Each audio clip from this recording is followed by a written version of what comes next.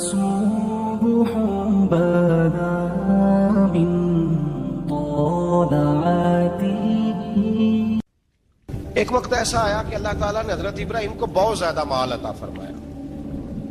اتنے اونٹ گنے نہیں جاتے، گائیں اتنی زیادہ کہ شمار نہیں ہوتی، بکرے بکریاں اتنی زیادہ کہ شمار، بہت زیادہ مال اللہ نے عطا فرمایا. اور ابھی کچھ عرصہ پہلے آپ پیچھے جائیں نا تو جو لفظ مال تھا وہ روپے پہ تو بولا ہی نہیں جاتا، وہ جانوروں پہ بولا جاتا. بہت زیادہ مال اللہ نے دیا، بکریاں، گائیں، اونٹ، بیل، بڑا کچھ. رب کریم نے فرشتوں سے فرمایا کہ واتخذ اللہ ابراہیم خلیلا، ابراہیم میرا دوست ہے. تو فرشتے کہنے لگے یا اللہ جسے اتنا کچھ دیا جائے اس نے دوست تو بننا ہی ہوتا ہے، تو نوازا ہی پڑا ہے، اتنا مال، اتنے کھیت کھلیان، اتنا کچھ. اللہ کریم نے فرمایا جاؤ آزمائش کر لو، امتحان لے لو. فرشتہ امتحان لینے پہنچ گیا. حضرت ابراہیم کے جانور چر رہے ہیں چراگاہ میں، حضرت ابراہیم بھی ہیں، غلام بھی ہیں، بہت بڑا ریوڑ ہے. آپ تشریف فرمائیں. ایک فرشتہ آیا تو کھیت میں چھپ کے بیٹھ گیا اور بلند آواز سے کہنے لگا سبحان اللہ والحمد للہ ولا الہ الا اللہ واللہ. یہ تسبیح بڑی پسند ہے، محبوب نے ان کی فضیلت بیان کی. اب وہ حضرت سیدنا ابراہیم علیہ السلام کھڑے تھے تو وہ کھیت میں بیٹھ کے تسبیح پڑھنے لگا سبحان اللہ والحمد للہ ولا الہ الا اللہ.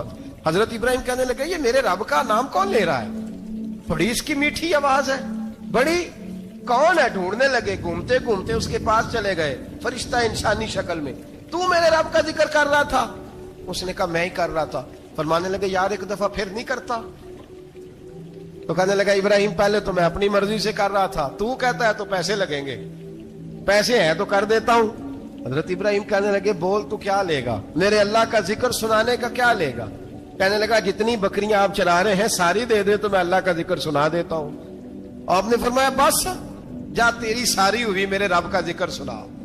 اور پھر شروع ہو گیا سبحان اللہ الحمد للہ ولا الہ الا اللہ واللہ اکبر. حضرت ابراہیم علیہ السلام کیف میں یار پھر ذرا سنا، نا علما وچ پھسا سانو تو یار دی گل سنا سانو، ذرا دوبارہ سنا. پھر سنایا، ایک دفعہ پھر کہا. فرشتہ کہنے لگا بس یہ آپ کے پیسے پورے ہو گئے. حضرت ابراہیم کہنے لگے چل ایک دفعہ اور سنا.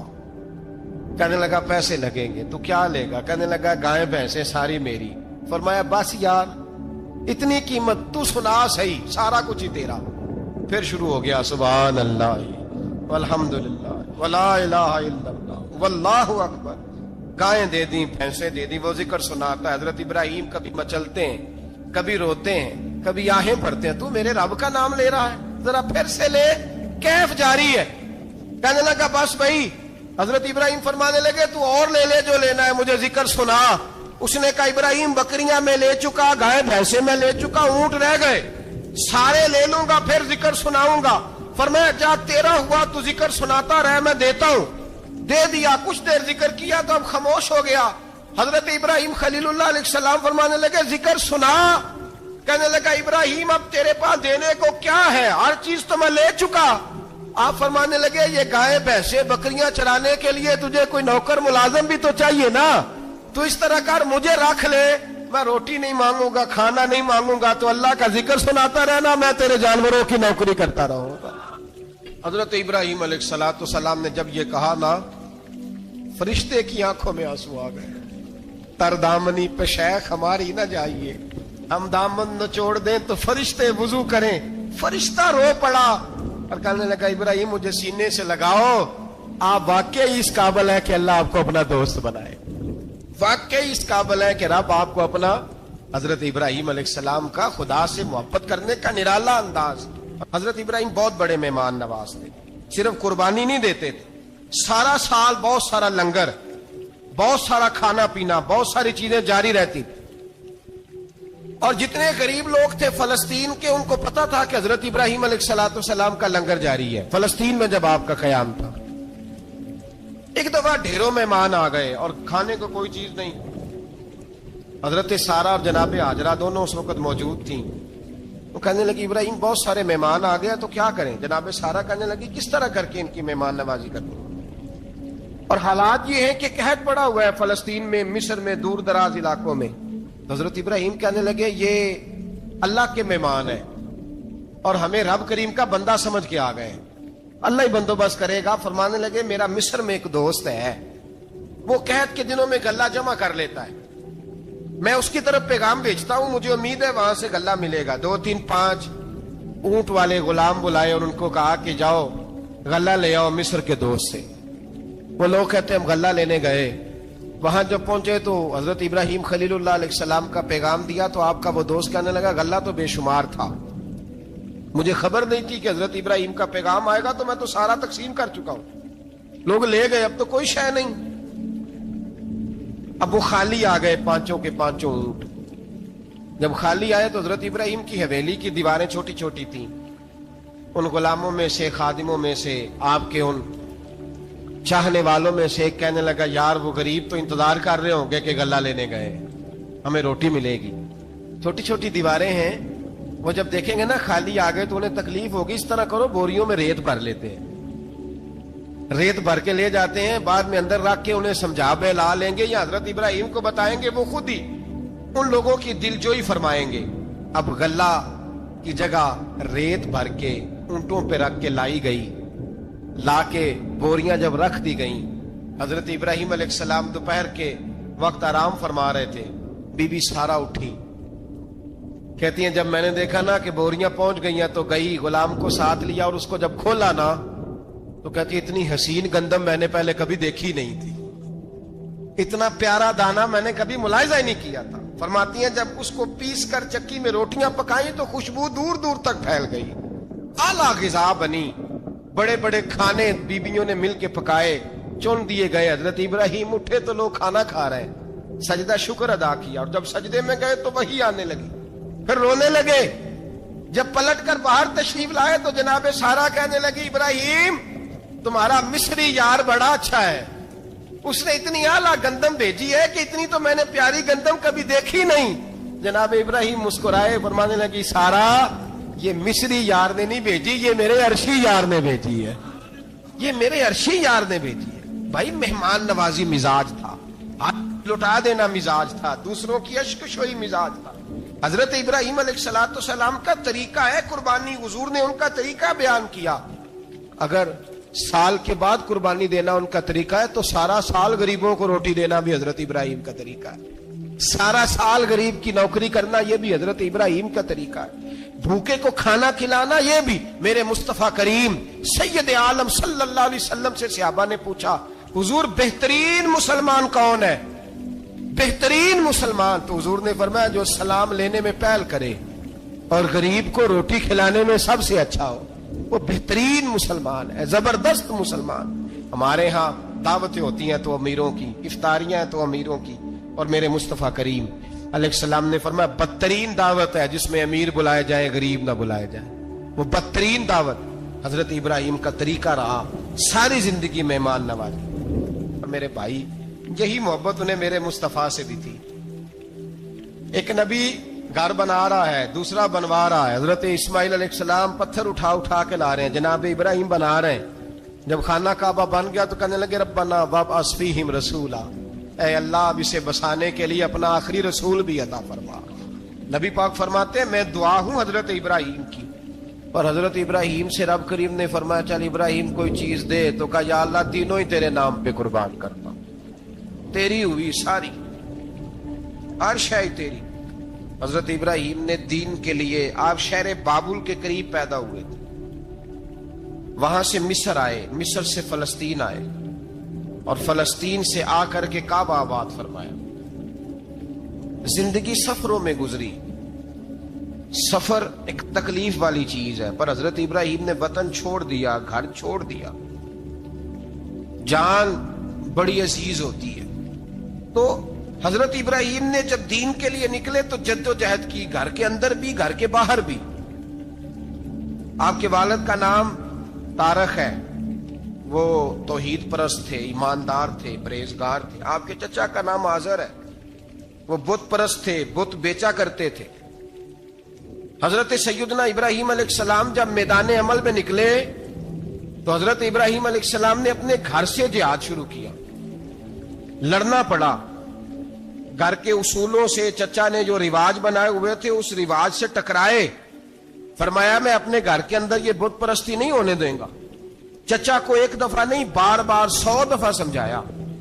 आपका चचा बुत बना के बेचा करता था। हजरत इब्राहिम अलैहिस्सलाम थोड़े बड़े हुए तो कहने लगा कि चलो मेरे साथ, तुम भी बुत बेचने हैं, हमारा कारोबार है। हजरत इब्राहिम साथ निकले तो बुत पकड़ा है, गंदे पानी के अंदर उस बुत को डुबोते हैं, कहते हैं किसी ने खरीदना है तो खरीद लो, ना ये नफा दे सकता है ना नुकसान दे सकता है।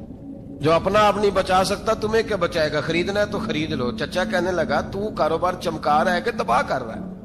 घर में बड़े मामलात खराब हुए, झगड़े हुए, लेकिन हजरत इब्राहिम अलैहिस्सलाम एक मिनट के लिए भी अपने घर के अंदर भी कंप्रोमाइज करने को तैयार। ये थोड़ा मुश्किल मैंने पहलू छेड़ दिया है, ये थोड़ा मुश्किल पहलू छेड़ दिया है। थोड़ा समझदार आदमी है पर बीवी से पर्दा नहीं करा सकता, सियाना है, पंचायत का बंदा है, जो इससे आप कहेंगे वो बात ये सुनाएगा, लेकिन कहता नहीं जी मैंने कोशिश कर ली है। किस किस्म की कोशिश है साहब, ये कैसे हो गया?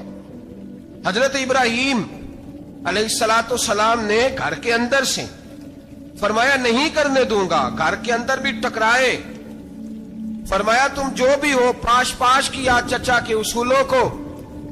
और बाहर जब निकले तो सिर्फ इलाके के चेयरमैन से नहीं टकराए, MP MNA वजीर मशीर से नहीं टकराए, सुपर पावर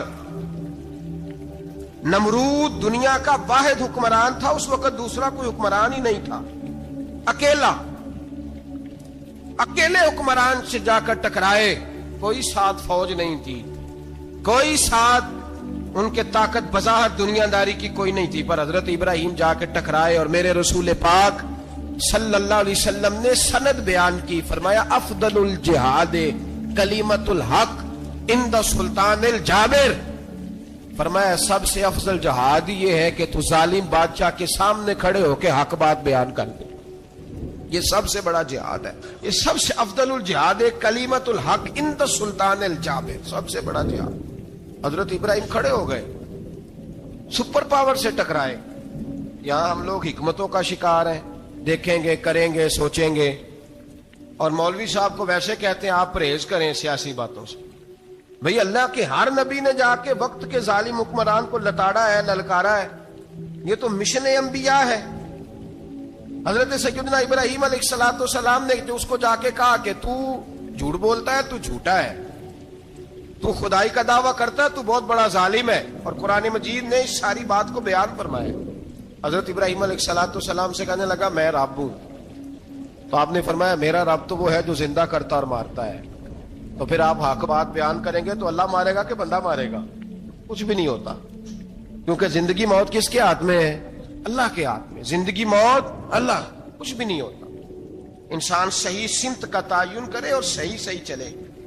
हजरत अली शेर खुदा से किसी ने कहा था कि आपके बड़ी दुश्मनी है, कोई मुहाफिज रख लें। आप फरमाने लगे मौत खुद बहुत बड़ी मुहाफिज है, वक्त से पहले आती ही नहीं, बड़ी मुहाफिज है। वक्त से पहले अल्लामा नूरानी रहमतुल्लाह ताला अलैह कराची जैसे शहर में रहा करते थे, जहां गांव गांव पे खतरा था। लोगों ने कहा हजरत इतने बड़े लीडर हो, आपकी जमात की 62 सीटें हुई कौमी असेंबली में, एक ऐसा वक्त भी आया तो कोई एक आदमी बंदूक वाला। आप फरमाने लगे मुझे जरूरत ही नहीं, इसलिए कि जिस खुदा रसूल के लिए मैं निकला हूं वो खुद ही हिफाजत करने वाले हैं, जरूरत नहीं इन चीजों। तो भाई हजरत इब्राहिम टकराए और आपका अंदाज क्या है? जाके कहा कि तू नहीं, खुदा वो है जो जिंदा करता। और उसने एक बेवकूफों जैसी दलील दी। एक आदमी को कल फांसी देनी थी तो उसको बुलाया, कहने लगा तुझे कब फांसी है? उसने कहा कल। कहने लगा जा तुझे आजाद किया, जिंदगी दी, उसको छुट्टी दे दी। एक आम आदमी बेचारा बैठा था, उसको पकड़ के ना कहने लगा इसकी गर्दन उड़ा दो। कहने लगा देख लो मैं भी जिंदा करता और मारता हूं, वो जो कल मरने वाला था मैंने जिंदा कर दिया है, और जिसको पता ही नहीं था कि मैंने मरना है उसे पकड़ के मैंने मार दिया है। ये बेवकूफों जैसी दलील है। हजरत सैयदना इब्राहिम अलैहिस्सलातो सलाम चाहते तो उसी वक्त दलील तोड़ देते कि तू क्या बेवकूफों जैसी बात कर रहा है, अगर तू जिंदगी देता है तो मरे हुए में जान डाल के दे जिसको तूने मारा है।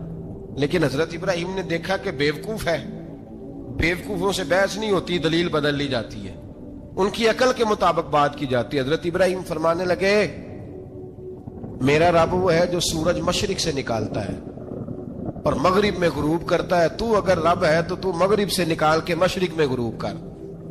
فبہت الذی کفر, کافر لاجواب ہو گیا, اس کے پاس اس چیز کا کوئی جواب نہیں تھا. علامہ اسماعیل حقی نے خوبصورت فقرہ لکھا ہے, خوبصورت جان ڈال دی ایک جملہ کہہ کے.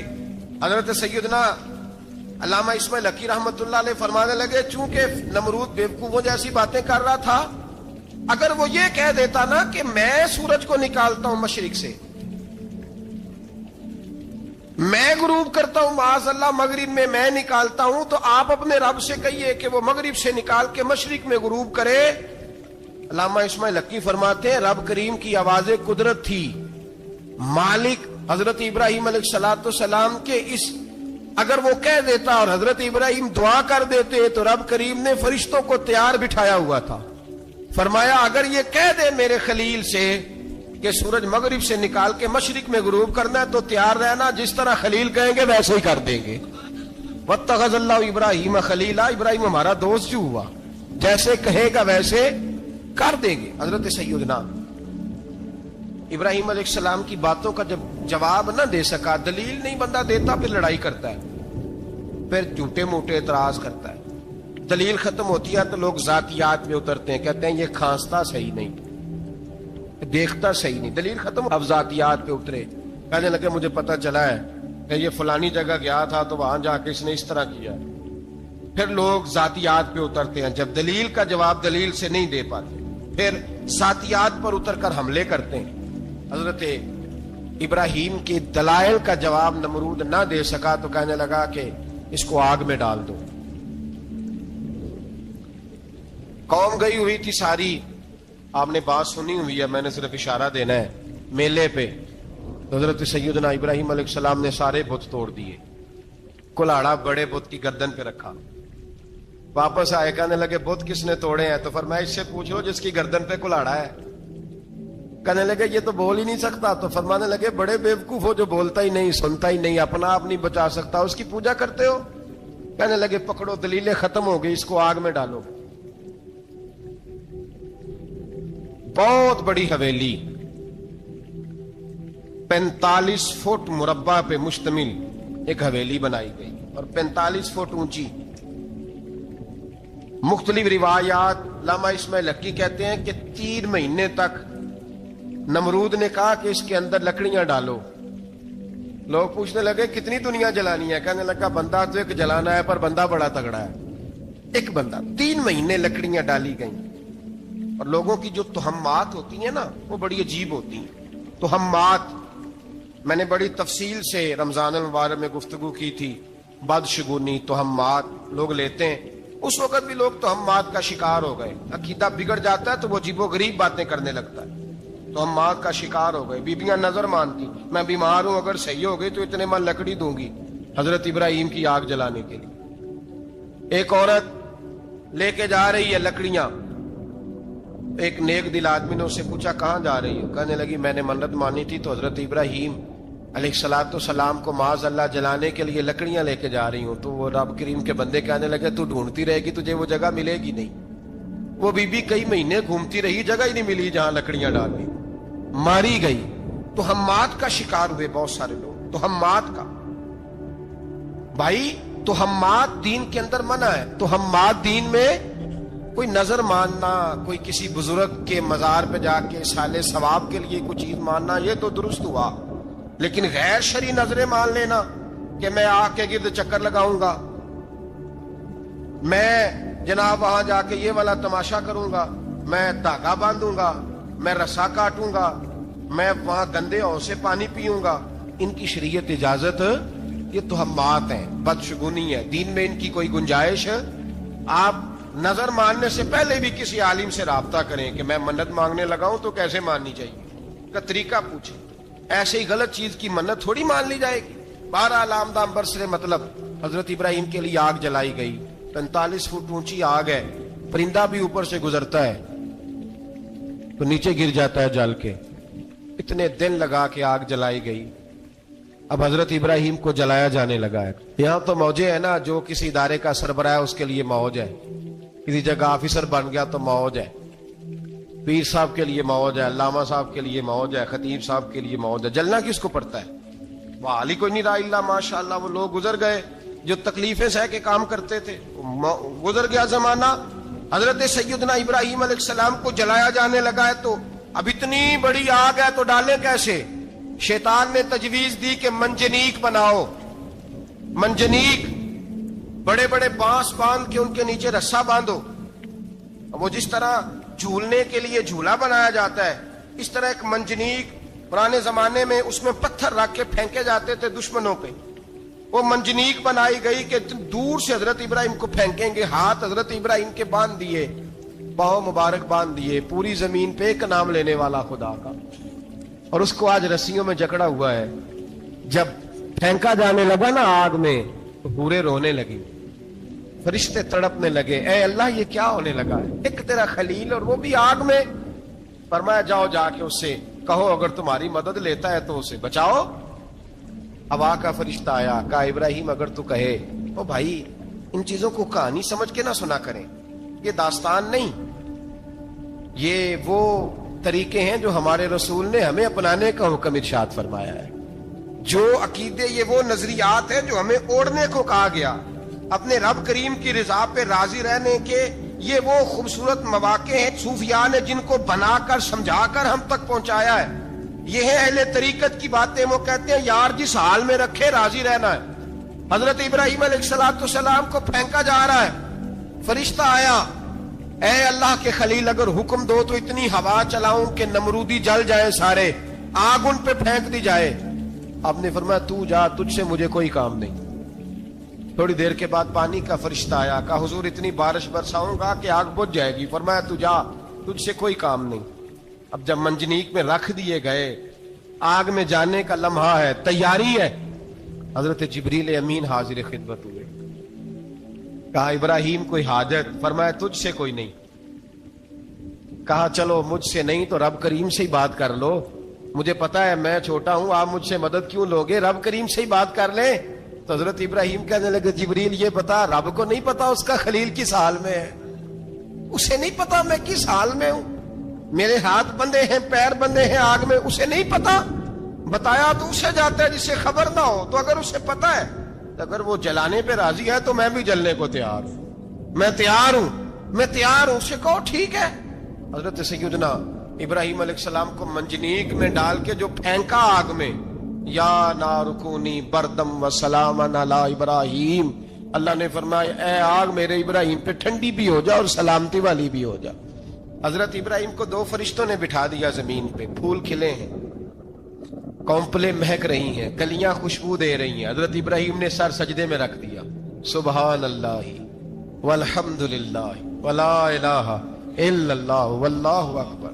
حضرت ابراہیم اللہ کی تسبیح پڑھنے لگے, رب کریم کا شکر بجا لانے لگے. نکلے وہاں سے, کچھ دن گزر گئے, نکلے, حکم ہو گیا ابراہیم علاقہ چھوڑ دو. حضرت ابراہیم علیہ السلام وہاں سے نکل کے مصر آئے, چچا کے پاس ٹھہرے. انہوں نے اپنی بیٹی جناب سارہ کا نکاح کر دیا. کچھ آگے بڑھے تو ایک ظالم بادشاہ سے ٹکرائے. اس نے ایک شہزادی, ایک بادشاہ کی بیٹی قید کی ہوئی تھی, جناب ہاجرہ نام تھا, ان کو قید سے چھڑا کے ساتھ لائے. حضرت لوط علیہ السلام بھی ساتھ. یہ 4 لوگوں کا قافلہ چلا, فلسطین میں جا کے پڑاؤ ڈالا, گھر بار چھوڑا, تبلیغ شروع ہوئی.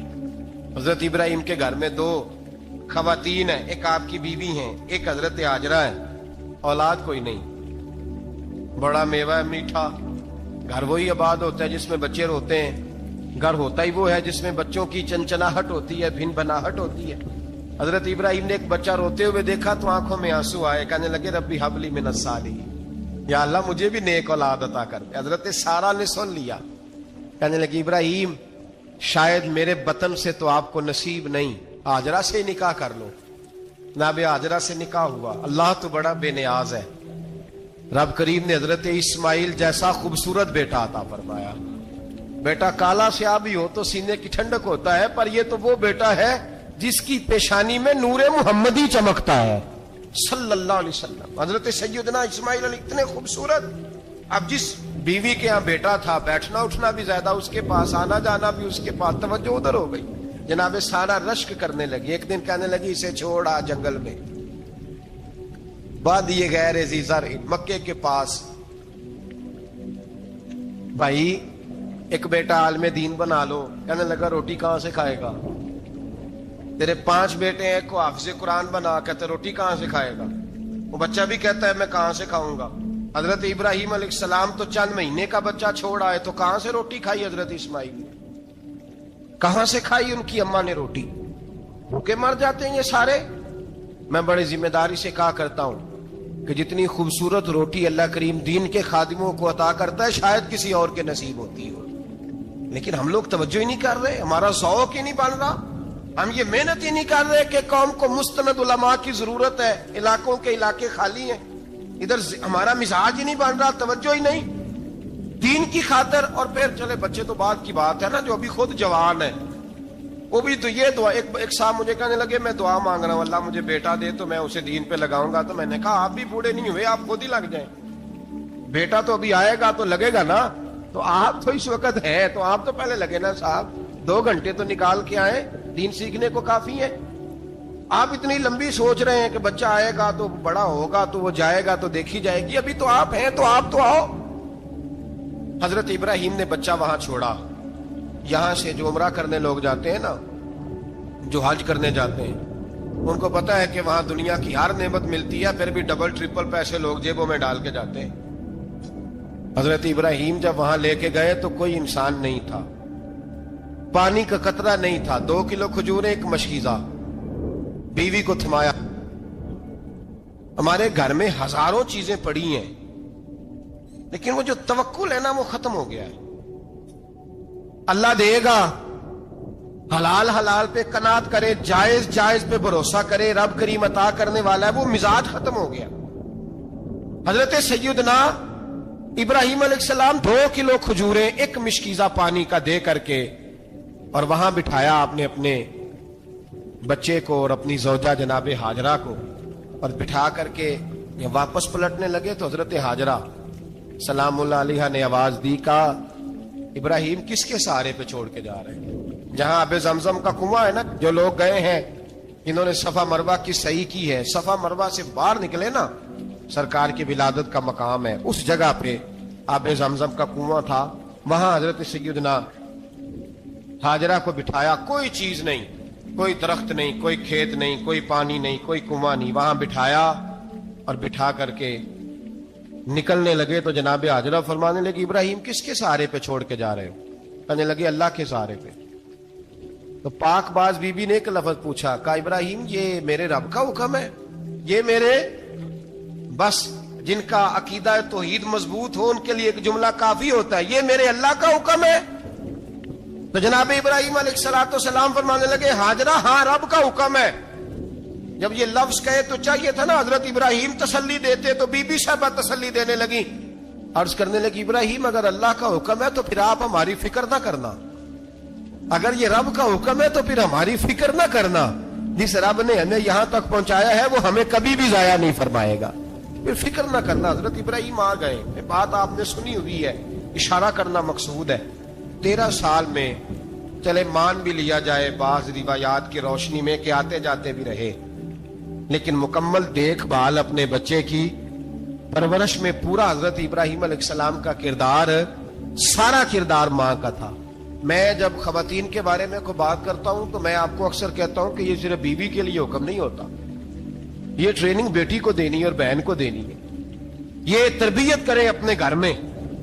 میں تجربے کی روشنی میں یہ بات عرض کیا کرتا ہوں کہ بھائی بچے باپ کے فرما بردار اس وقت ہوتے ہیں جب اماں انہیں باپ کا فرما بردار کرتی ہیں, اور بچے باپ کے نافرمان بھی تب ہوتے ہیں جب اماں انہیں باپ کا. میں نے اپنے کانوں سے سنا ایک دفعہ ایک بچہ اپنے باپ سے کہہ رہا ہے آپ نے تو ساری زندگی باہر گزار دی, پیسے کمانا کون سا مشکل کام, دکھ سکھ تو سارے اماں نے برداشت کیے, سکولوں میں وہ جاتی تھی, فلانا کام وہ کرتی تھی, فلانا کام.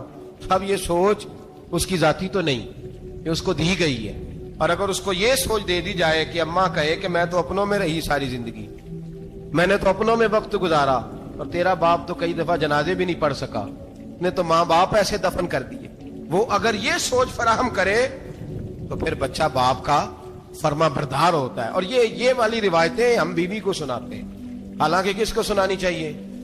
بولیے، بہن اور بیٹی کو. بہن اور بیٹی کو سنائیں یہ باتیں، ان کو سمجھائیں، تاکہ آگے جا کے وہ جو گھر ترتیب دیں وہ گھر بڑا عمدہ اور نکھرا ہوا ہو. حضرت سیدنا ابراہیم 13 سال کے بعد آئے، چونکہ گھر میں اللہ تبارک و تعالیٰ کی دوستی کا چرچا تھا، اللہ تبارک و تعالیٰ کی محبوبیت کا غلبہ تھا.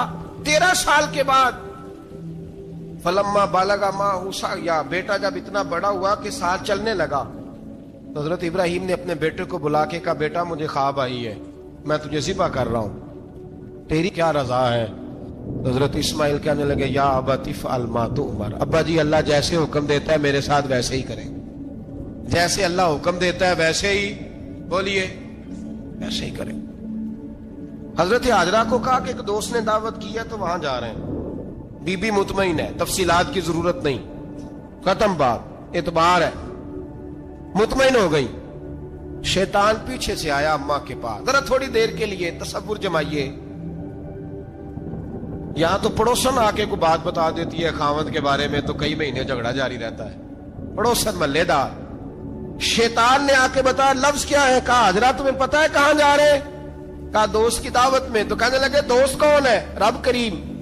اور ابراہیم کا خیال ہے کہ اس رب نے مجھے حکم دیا ہے کہ میں ذبح کروں. تو حضرت حاجرہ کہنے لگی کبھی باپ بھی بیٹا ذبح کرتے ہیں؟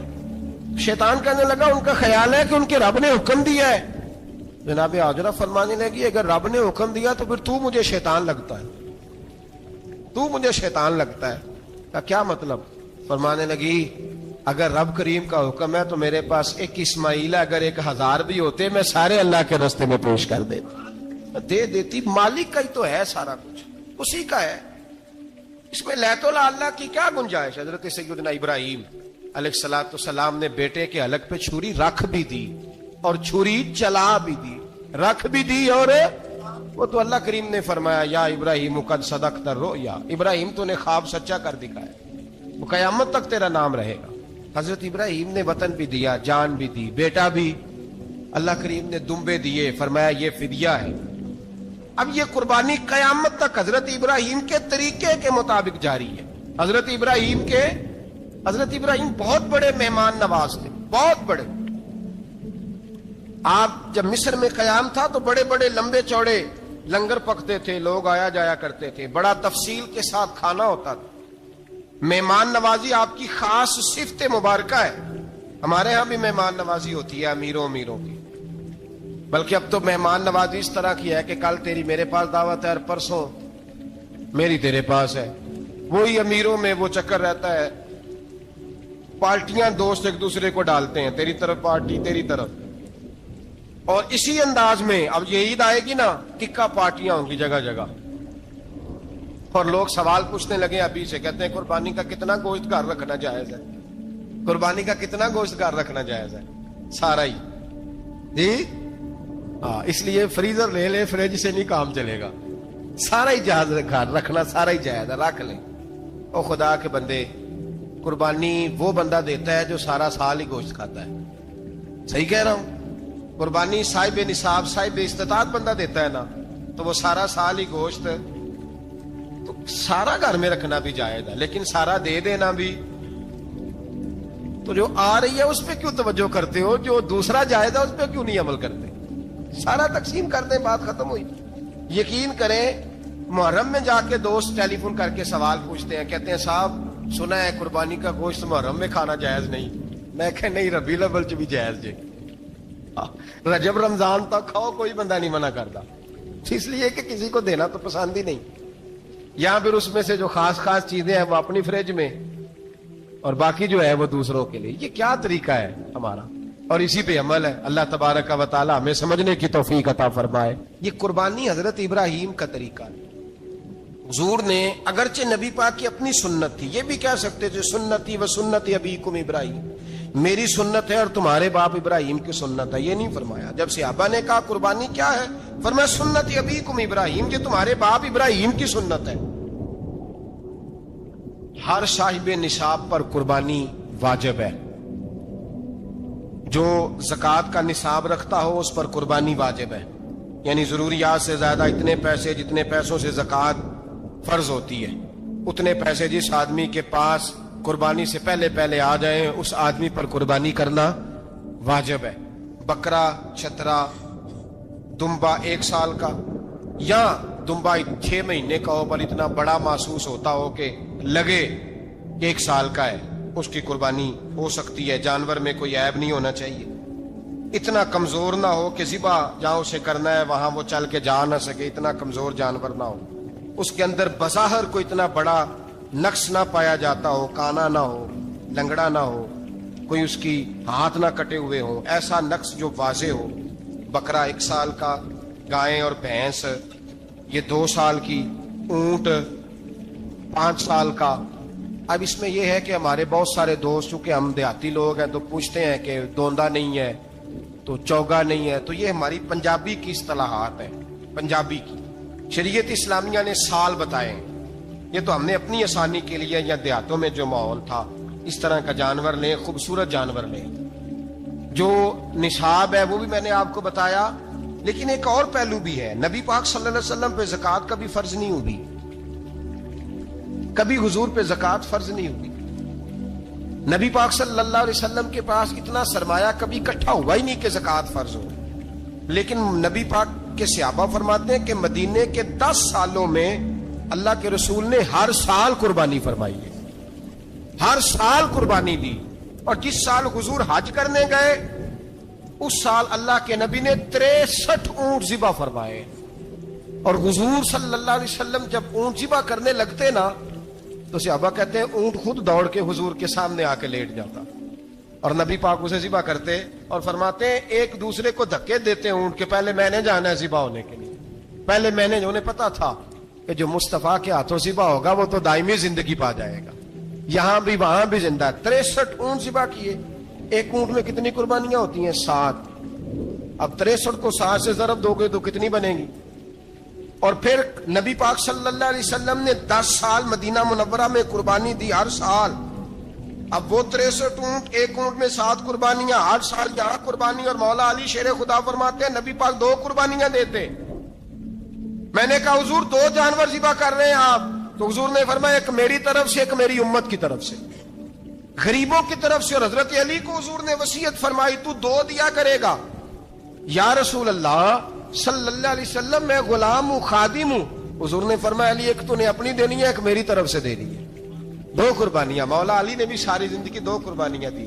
حضرت علی بھی مال کے نصاب نہیں تھے, اپنا مکان ہی نہیں تھا, کوئی کاروبار نہیں تھا, کئی دن فاقے رہتے تھے. پر قربانیاں کتنی دیتے تھے؟ 2. ہمارے پاس ویسے اگر سسرال میں, میکے میں, کزنوں میں کچھ شادی ہو جائے تو 50-60 ہزار کا خرچہ برابر ہے, وہ پکا ہے. اور قربانی کی باری غریب ہو گئے, سارے غریب ہو گئے. کہتے نہیں یہاں مشکل ہے. او خدا کے بندے, اللہ کے ساتھ تجارت کر, اس کے رستے میں 1 دے گا, رب تجھے 70 گنا اضافہ کے ساتھ عطا فرمائے گا. قربانی مال کے نصاب پہ ہے. کوشش کیا کریں کہ اللہ کے رستے میں جب دینا ہو پھر لیت اللہ سے بچیں, خوبصورت جانور لائیں. جن کو اللہ نے توفیق دی ہے ان کے لیے نصیحت ہے, جن کو اللہ نے توفیق دی. میں نے اپنے حضرت صاحب کو دیکھا ہے, وہ کہتے تھے کئی جانور اللہ نے بڑا نوازا ہے. کہتے ایک میرا ہے, ایک میرے ماں کا, ایک میرے باپ کا ہے, ایک میرے فلاں استاد صاحب کا, ایک میرے پیر صاحب کا ہے. یہ جانور غوث اعظم جیلانی کا نام کا دے رہا ہوں. اور پھر ایک بڑا خوبصورت جانور بندہ ہوتا اور حضرت خود ان کو چارہ ڈال رہے ہوتے. تو حضور یہ کیا ہے؟ فرمانے لگے یہ میں رسول اللہ کے نام پہ قربان کروں, یہ نبی پاک کے نام پر قربان کیا جائے گا. جن کو اللہ نے حیثیت دی ہے وہ کوشش کریں اپنے محبوب کی طرف سے بھی قربانی کریں. نبی پاک کے نام کی قربانی دے, خوبصورت سا جانور پیارا, پھر اس کی خدمت ہو, پھر اس کی قربانی دی جائے اور نبی پاک کے نام پر قربانی دی جائے. حضور نے خود وصیت فرمائی حضرت ابو بکر صدیق کو, قربانی بڑا حسین عمل ہے. اور میرے نبی پاک صلی اللہ علیہ وسلم نے ناراضگی بھی فرمائی, ذرا خوگر حمد سے تھوڑا سا گلا بھی سن لے. میرے حبیب نے فرمایا جو طاقت کے باوجود قربانی نہ کرے وہ ہماری عیدگاہ میں عید کی نماز پڑھنے نہ آئے, وہ نہ آئے. اور یا رسول اللہ جو کرے گا, فرمایا قربانی کے جانور کا خون کا قطرہ بعد میں زمین پہ گرے گا, اللہ اس کے سارے گناہ پہلے معاف فرما دے گا, اللہ اس کے سارے گناہوں کو بخشے گا. قربانی کریں, خوبصورت انداز میں کریں, اللہ کی رضا کے لیے. بزرگوں نے لکھا ہے 3 حصے کرو گوشت کے, ایک گھر میں رکھو, ایک رشتہ داروں میں بانٹو، پڑوسیوں میں بانٹو، اور تیسرا فقط غریبوں کو دو۔ لیکن میں اکثر یہ سوچتا ہوں کہ ہمارے ہاں قربانی کرتا ہی وہ ہے جن کے گھر میں ہر جمعرات کو چھوٹا گوشت پکتا ہے، اور جن کے گھر میں ہفتے میں 3 دفعہ مرغی کا گوشت پکتا ہے، وہی تو قربانی دینے کے قابل ہوتے ہیں۔ تو وہ بھی اگر قربانی کے بکرے میں سے بھی تیسرا رکھنا چاہیں تو اجازت تو ہے، میں نے کہا سارا رکھنے کی بھی اجازت ہے، لیکن اگر آپ مہربانی کریں، کوشش کریں کہ یار ہم تو سارا سال ہی کھاتے ہیں، اور ہمارے یہاں جو گوشت تقسیم ہوتا ہے نا وہ بھی باری لگی ہوئی ہے، ادھر سے پلیٹ آئی تھی گوشت کی تو ادھر سے بھر کے چلی گئی، بھئی اس نے کی ہے، اس کو بار بار گوشت دینے کا کیا مطلب ہے؟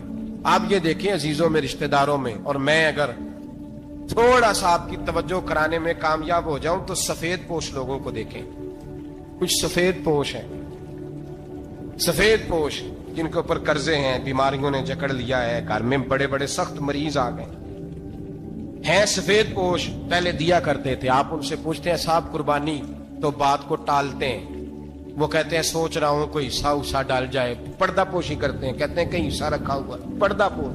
اکثر وہ لوگ قربانی نہیں دے پاتے، اکثر دیا کرتے تھے اب نہیں دے پا رہے، کیوں؟ اس لیے کہ مشکلات ایسی آ گئیں۔ ان لوگوں کا خیال کریں، ان کے گھروں تک گوشت پہنچا کے آئیں، ان پر توجہ کریں۔